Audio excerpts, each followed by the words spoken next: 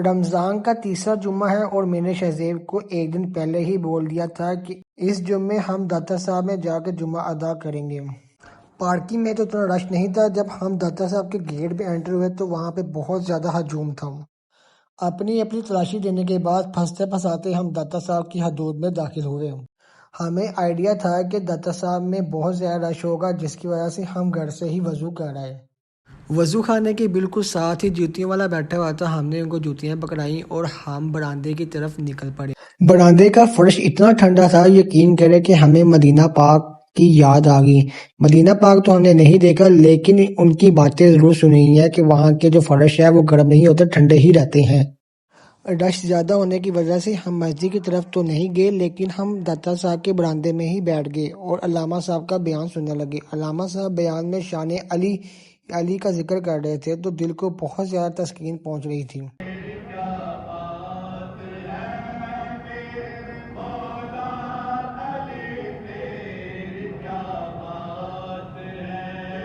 علامہ صاحب کے خطبے کے فوراً بعد 2 بجے علامہ صاحب نے جمعہ پڑھایا اور جمعے کے بعد دعا کروائی۔ اخلاص عطا فرما، الہ العالمین تمام بیماروں کو شفائے کاملہ عاجلہ عطا فرما، بے اولادوں کو نیک اولاد عطا فرما، پریشان حالوں کی پریشانیاں دور فرما، امت مسلمہ پہ خاص طور پر غزہ فلسطین کے مسلمانوں پہ خاص کرم فرما، کشمیر کے مسلمانوں پہ کرم۔ دعا مانگنے کے بعد علیان بھائی نے ضد کی کہ میں نے داتا صاحب کا دربار دیکھنا ہے۔ دعا کے بعد سب لوگ دربار کی طرف جا رہے تھے۔ بھائی جان بہت زیادہ رش تھا، جگہ کم تھی اور عوام زیادہ تھی، تو علیان بھائی پریشان ہو گئے۔ تو علیان بھائی نے بولا کہ میں دربار پھر کبھی آ کے دیکھ لوں گا۔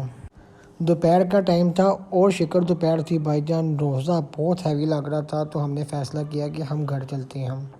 دربار جانے سے پہلے ہمارا یہ فیصلہ تھا کہ ہم دربار میں ہی سلام پڑھیں گے اور سلام پڑھ کے ہی گھر واپس آئیں گے، لیکن گرمی کی اتنی زیادہ شدت تھی کہ روزہ ہمیں لگنا شروع ہو گیا۔ مجھے اتنا روزہ لگ رہا تھا تو میں سوچ رہا تھا کہ علیان کا کیا حال ہوگا۔ اپنا اور علیان بھائی کا میں نے منہ دھلوایا اور ہم باہر کی طرف نکلتے ہیں، اور بھائی جان میں نے شہزیب بھائی کو بولا کہ آپ جوتیاں لے کے آؤ۔ ہم باہر کی طرف نکلتے ہیں تو ایسا فیل ہو رہا ہے کہ اندر بھی دنیا ہے اور باہر بھی دنیا ہے۔ میرا آپ سب بھائیوں سے مشورہ ہے کہ رمضان کے مہینے میں روزے کی حالت میں کبھی بھی آپ دربار نہ آئیے گا، نہیں تو میری طرح آپ کا بھی بیڈ ایکسپیرینس ہوگا۔ تو بہرحال بھائی جان یہ تھا میرا آج کا ولاگ۔ مجھے بتائیے گا کہ آپ کو آج کا ولاگ میرا پسند آیا ہے یا نہیں آیا۔ میری ویڈیو کو آپ لائک بھی کریں، سبسکرائب بھی کریں، اور مجھے آپ کے سپورٹ کی بہت ضرورت ہے۔ ابھی دیں اپنے بھائی کو اجازت۔ خدا حافظ۔